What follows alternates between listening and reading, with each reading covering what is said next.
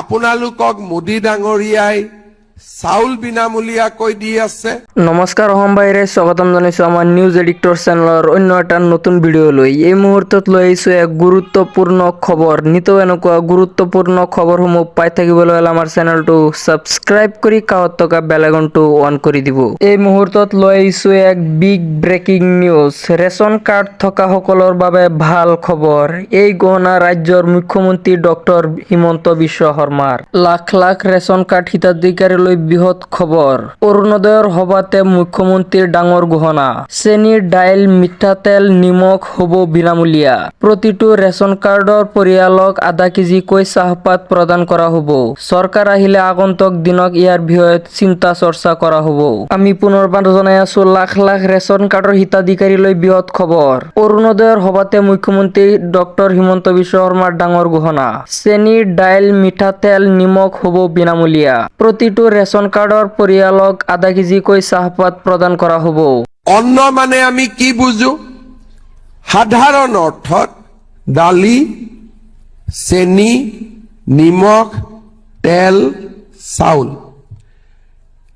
এতিয়ালৈকে আমি কি দি আছো?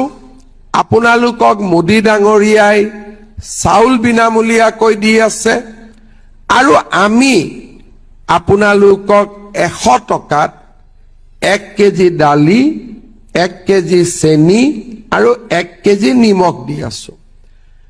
মোৰ মনটো ইয়াত সন্তুষ্ট হোৱা নাই। মই আৰু কিবা কৰিব খোজো।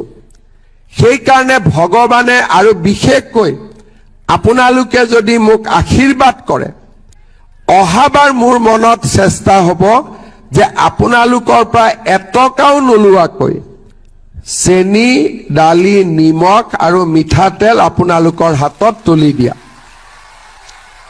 ভাল হ'বনে বেয়া হ'ব? সঁচাই ভাল হ'ব? তাৰ লগতে ফটক কৰি নহয়, লাহেকৈ, নহলে কোনোবাই ক'ব মামা কৈছিলে কৰা নাই। অলপ পিছলৈকে মই আপোনালোকক আধা কেজি চাহপাতো তুলি দিব খোজো, কিন্তু অলপ পিছলৈকে, সোনকালে নহয়। কাৰণ মই কাৰোবাৰ ঘৰত গ'লে চাহ খাব লাগিব নহয়, হয় নে নহয়? আপোনালোকে নিশ্চয় শুনা পালে, ডক্টৰ হিমন্ত বিশ্ব শৰ্মাই নিজে মুখে ক'লে অহাবাৰ আপোনালোকে যদি আশীৰ্বাদ দি তেখেতসকলৰ চৰকাৰ বনাই দিয়ে, তেনেহলে আপোনালোকক এই অনুদানসমূহ দিব। মুখ্যমন্ত্ৰীৰ এই বৃহৎ ঘোষণাৰ ওপৰত আপোনাৰ কি মতামত এটা কমেন্টত জনাই দিব। আৰু এইখিনি আছিল আজিৰ ভিডিঅ'। যদি ভিডিঅ'টো ভাল পাই থাকে তেনেহলে লাইক এটা কৰি দিব আৰু আমাৰ চেনেলত নতুন হলে চেনেলটো ছাবস্ক্ৰাইব কৰি বেল আইকনটো অন কৰি দিব। ধন্যবাদ।